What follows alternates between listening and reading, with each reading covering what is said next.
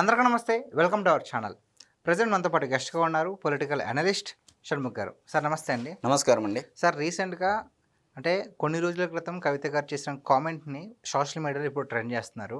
So ఆవిడేమన్నారంటే, ముందు ఆంధ్రాలో ఉన్నటువంటి అమరావతిలో ఉన్నటువంటి చెరువులో నీళ్లు తోడుకుని తర్వాత ఇక్కడ రాజకీయం గురించి మాట్లాడండి అని చెప్పేసి పవన్ కళ్యాణ్ గారిని ఉద్దేశించి ఆవిడ మాట్లాడడం జరిగింది.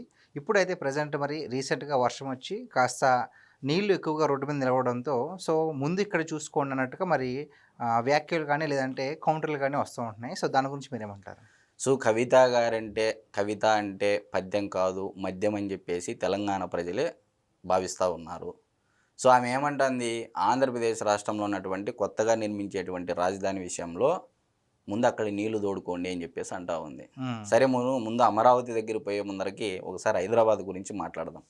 ఎందుకంటే కవిత గారికి మరి తెలంగాణ రాష్ట్రంలో ఉన్నటువంటి చాలామంది నాయకులు ఇప్పుడు ఆంధ్ర అమరావతి అనేటి పడి ఏడ్చోటోళ్ళకి ఒక సమాధానం అంటే చరిత్రను గుర్తుకు చేసే విధంగా మనము ప్రజలకు అర్థమయ్యే విధంగా చెప్పేటువంటి ప్రయత్నం చేద్దాం. నిజాం నవాబుల పరిపాలనా కాలంలో ఆనాడు 1908 సెప్టెంబర్ 28వ తారీఖున ఇదే హైదరాబాదు మొత్తం వరదలతో ముంచెత్తితే, అనగా మూసీ నది చార్మినార్ దగ్గర వరకు వస్తే దాదాపు బురదలో శవాలతో కూడుకున్నటువంటి పరిస్థితి. మరి ఇది చూసినటువంటి నిజాం నవాబు మహమూద్ అలీ ఖాన్ ఆనాడు నిజాం నవాబుగా ఉన్నారు.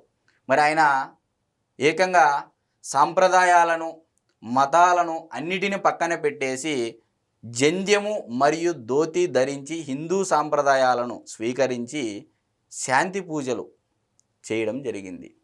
ఇది ఒకసారి కవిత గారు గుర్తుంచుకోవాల్సిందిగా నేను కోరుతా ఉన్నా. మరి ఆనాడు మోక్షగుండం విశ్వేశ్వరయ్య గారు మరి ఆంధ్ర సంబంధించినటువంటి వ్యక్తి, భారతరత్న, మరి అతనిని పిలిపించేసి ఆనాడు నిజాం నవాబు మరి ఈ వరదలను మనం ఏ విధంగా నివారణ చేయొచ్చు, ఈ వరదలను మనం నుంచి ఏ విధంగా కాపాడుకోవచ్చు ఈ హైదరాబాద్ ప్రాంతాన్ని అనేటువంటి ఆలోచన చేస్తే ఆనాడు ఉస్మాన్ సాగర్, హిమాయత్ సాగర్ ఈరోజు ఉన్నాయి అంటే ఆనాడు మోక్షగుండం విశ్వేశ్వరయ్య గారు వేసినటువంటి బీజాలు, ప్లాన్లు అని చెప్పేసి ఎవరైతే విమర్శ చేస్తూ ఉన్నారో వాళ్ళందరికీ నేను తెలియజేస్తూ ఉన్నా. ఒకవేళ ఉస్మాన్ సాగర్ కానీ హిమాయత్ సాగర్ కానీ లేకపోతే ఈరోజు హైదరాబాదు మొత్తం మునిగిపోయి ఉండేదని చెప్పేసి నేను తెలియజేస్తూ ఉన్నా. మరి హైదరాబాద్ చరిత్ర ఎన్ని ఏళ్ళండి? 500 సంవత్సరాల చరిత్ర. ఏ నాయకులు వస్తుంటారు పోతుంటారు. మరి అమరావతి వయసు ఎంత అండి?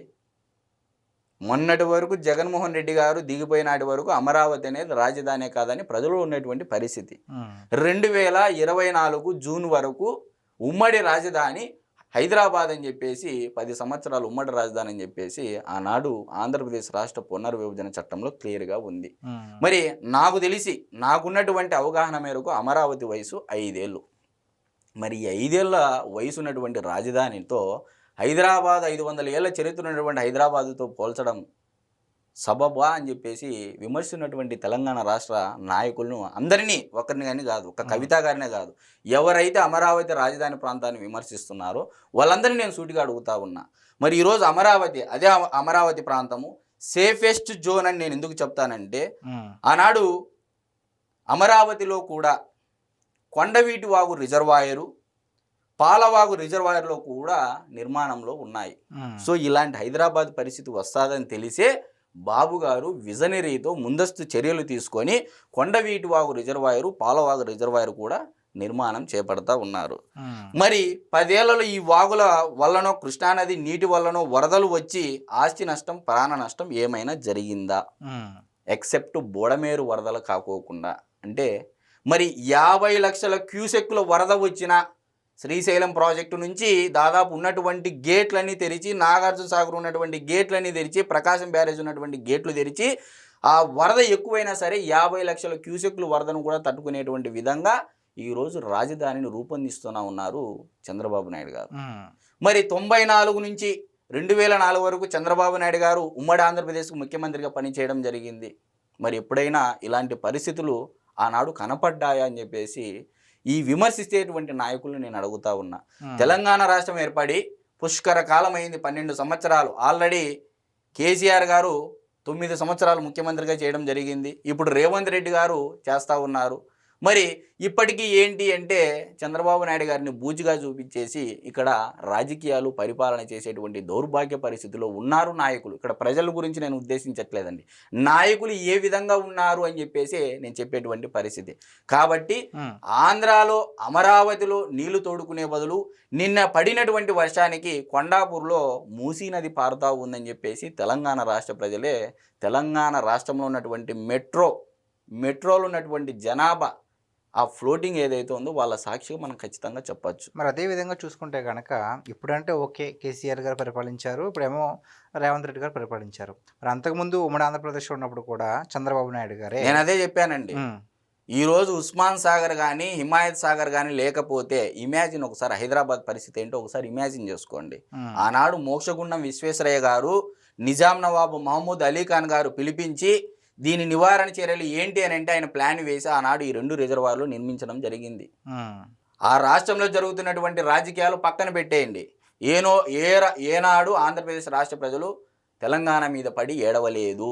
ఇది గుర్తుంచుకోవాలి ఫస్ట్. ఇప్పటికీ సోదర రాష్ట్రంగా భావిస్తూ ఉన్నాం. ఇక్కడ ఉన్నటువంటి నాయకులు రాజకీయాలు చేతగాక తెలంగాణ రాష్ట్ర ప్రజల మనోభావాలతో ఆడుకుంటూ ఆంధ్రాను బూచిగా చూపిస్తూ తద్వారా రాజకీయ నిరుద్యోగులు కాస్త ఉద్యోగులుగా మారేటువంటి పరిస్థితే ఉందే తప్ప ఎక్కడ నిజంగా వీళ్ళకి తెలంగాణ ప్రజలపైన తెలంగాణ రాష్ట్ర పైన చిత్తశుద్ధి మమకారం ఉన్నట్లయితే ఆంధ్రాను బూచిగా చూపుకోకుండా ఇక్కడ అభివృద్ధి చేయండి అని చెప్పేసి నేను కోరుతా ఉన్నా. ఈరోజు తెలంగాణ రాష్ట్రము యాన్యువల్ బడ్జెట్ ఎంత పెడతా ఉందండి? 3 లక్షల కోట్ల రూపాయలు. ఏ విధంగా వచ్చిందండి? 500 ఏళ్ల చరిత్ర కలిగినటువంటి హైదరాబాద్ మహానగరము ఈరోజు యాన్యువల్ బడ్జెట్ ఎంత ప్రవేశపెడతా ఉంది? 3 లక్షల కోట్లు. మరి 3 లక్షల కోట్లలో ఎందుకు డ్రైనేజ్ డెవలప్ చేయలేకపోతున్నారు? 12 సంవత్సరాలు అయ్యింది రాష్ట్రం ఏర్పడి అని చెప్పేసి నేను సూటిగా అడుగుతా ఉన్నా కవిత గారిని. ఎవరైతే విమర్శిస్తూ ఉన్నారో మా రాష్ట్రాన్ని, మా రాజధానిని, వాళ్ళందరూ నేను సూటిగా అడుగుతా ఉన్నా. చరిత్ర మర్చిపోతే ఎలా? చరిత్ర చెప్తా ఉంది కాబట్టి. అంటే ఇది కవిత గారు తప్పు కాదు కదండి, ఆవిడ ఇంకా అధికారంలోకి రాలేదు. రాజకీయ నిరుద్యోగులు, ఇందాకే చెప్పాను, రాజకీయ నిరుద్యోగులు రాజకీయ ఉద్యోగస్తులుగా మారడానికి ఆంధ్రాను బూచిగా చూపించి ఏదో పొద్దాగా రాజకీయాలు చేయడం తప్ప నిజంగా వాళ్ళ దగ్గర రాజకీయం చేయాలి, తెలంగాణ రాష్ట్ర ప్రజలపైన మమకారం ఉండి చిత్తశుద్ధి ఆప్యాయత, మా జగన్మోహన్ రెడ్డి గారు చెప్తా ఉంటారు, మా రాష్ట్ర మాజీ ముఖ్యమంత్రి, చిత్తశుద్ధి, విలువలు, విశ్వసనీయత, ఆప్యాయత, ప్రేమ అని ఈ పదాలు నిజంగా తెలంగాణ రాష్ట్ర నాయకులకు అలవర్చుకున్నట్లయితే మరి ఈరోజు ఈ పరిస్థితి ఎందుకు ఉంది? అంటే ఇప్పుడు ఇదే భావన తెలంగాణ ప్రజల్లో ఉందంటున్నారా మీరు, లేదంటే కేవలం నాయకుల్లోనే ఉందంటారా? నేను అదే చెప్తున్నా, తెలంగాణ రాష్ట్ర ప్రజలు కొట్లాడి పోరాడి రాష్ట్రాన్ని తెచ్చుకున్నారు. ఈరోజు నాయకులు ఏం చేస్తున్నారని చెప్పేసి తెలంగాణ రాష్ట్ర ప్రజల తరపున కూడా నేను అడుగుతా ఉన్నా.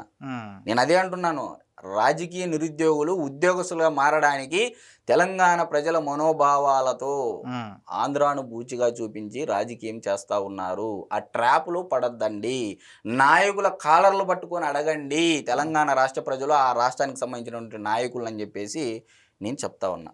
ఓకే, థ్యాంక్ యూ అండి. నమస్కారం.